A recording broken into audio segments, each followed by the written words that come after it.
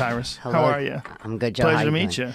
You also. I'm happy to be here. I'm happy to have you here. Thank you very have much. a fantastic voice. Not just a singing voice, but your talking voice is very unusual. It's like it makes you step back a little bit. Like, oh. I've actually, recently I was walking around in Boston and I went to a museum and this like older man walked up to me. I had no idea who I was. He was just enjoying the art also in the museum and started talking to me forever about my voice and then there was a college, some sort of trip to the museum, and then everybody started freaking out.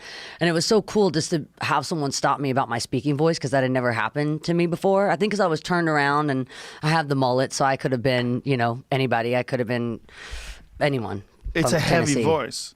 It's a heavy voice. You didn't always have a heavy voice, though. Like when my kids love Hannah Montana, by the way. Yeah. So when I would watch, your voice was different. It's definitely changed. I kind of learned a lot about the voice and how our experiences affect our voice. I had a surgery in November on my voice. I had something called Reiki's edema, which when my doctor told me about it, he said, no one shy ever has this. This is for abuse of the voice. This is for people that talk way too fucking much. And usually this happens when you're like in your 60s or 70s. How do I not have that? I don't know. I don't know. Mine, I think, honestly, really, I started touring, at probably 12 or 13. And not only was the adrenaline that you have after a show, it's not really the singing that affects your voice as much. It's afterwards. You're totally on, and then it's really hard to get that sleep. You stay up, talking all night. Later, the talking all night turned into smoking all night, and now this is kind of where we're at. We got some dirt on her. The voice can be like a face. It collects wrinkles and it tells a story. If you look at yourself and you go, oh, I didn't have this until this trip. I sat out in the sun or I partied too much or whatever. Your voice does the same thing. It collects dirt. It's very distinctive. Yeah. Yes, it gives me away. I'm pretty much one of the only chicks in LA with a mullet, so that gives me away also. Well, you're not in the right neighborhood. There's plenty of. I know I gotta dry out to the desert, I guess. Yeah, that's right. Yeah. Go out to Joshua Tree. Yeah, exactly. Find the chicks that are tripping. Exactly. Yeah, with handmade tattoos. I had a couple of those too. But there's something very distinctive about a voice you earned. It's true. It's kind of like when you see somebody and I think especially being like a female in the industry, I think growing up and changing and like kind of that, there is such a kind of stigma with aging. It's a very kind of scary thing as a female in the industry. And I thought about it a lot and thought about my voice. I actually had someone, when I was doing an interview a couple months ago, said, she sounds like she stayed up all night smoking too many darts. And I said, well, I fucking have.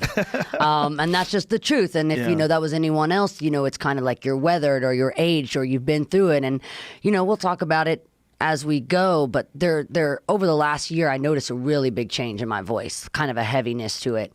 And I experienced some heavy things. And so I feel like it is a reflection. It is kind of a scar in a sense.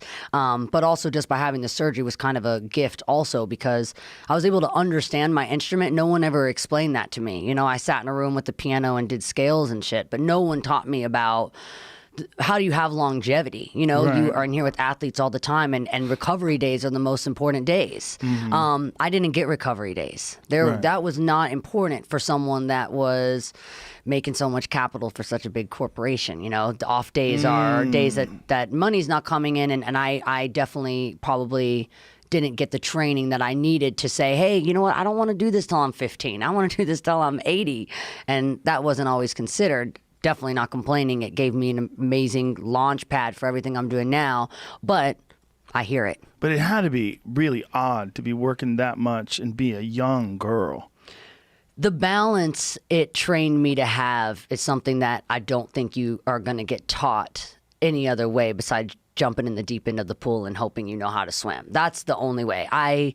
There was no way I could have prepared for the amount of balance I would have to learn to kind of teeter, because, at one point, again, it went from, it was school, then it went from, how much weed can I actually smoke and still play a teenage superstar on the Disney Channel? and then like, what's the answer to that question? More than you would fucking think. I remember one time and I don't smoke anymore, and I'm sober.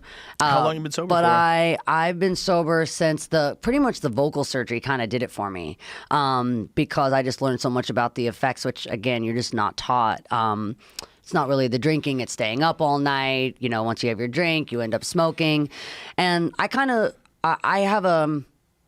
I've become the face of a lot of things, kind of against my will, I guess, from my opinions. When you're someone in my position, your opinion becomes your identity, and it also becomes kind of almost like you kind of become this like preacher, or you become this, you know, they don't really let you just always have your own opinion. So I've decided to start telling people I live my own lifestyle. Alcohol was never my problem. There was other things that I end up, you know, I like to go up. So I now just avoid really drinking because I like to wake up at 110%.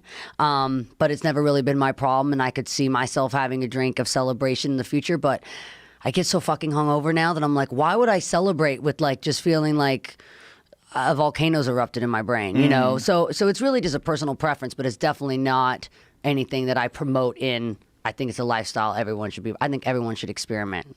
It's a good time, and you learn a lot of things about yourself and the people around you. But now I'm watching. I have younger siblings, and they're going through that, and I don't know how my mom did it with me because it's scary.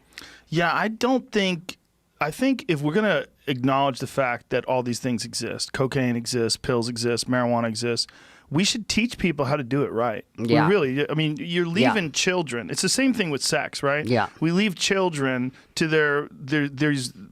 information that they're going to get is from other kids. Yeah. And if you're learning about sex from another 14-year-old or you're learning about coke from a 14-year-old, that's not good. Yeah. Like we play this game with children where we try to pretend that, you know, they live in a movie. All right, well, listen to this. It's actually funny you bring this up because I had the idea this week, not that I really have time to do this in the near future, but I would like to at some point in my life.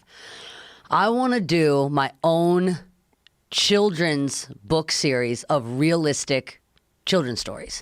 Because I don't like the idea that we teach them that this is sunshine world and everyone walks on a rainbow and everyone's equal, and you need to say, like, that's not. What are you going to do about it? That's not true. What are you going to do about it? And I think there's a way to not terrify children of life, even though I go in and out of periods where I think life is really overwhelmingly terrifying. And that's coming from my position. And my position, I tell myself all the time, if you're not enjoying this life, honey, you got it coming in the next one. Because I better fucking love this life. It's the best one. I couldn't imagine being in a different body and having a different experience. It's an awesome life if you do it the right way. It's an awesome life. And I didn't hurt myself beyond repair in my experiences. I survived.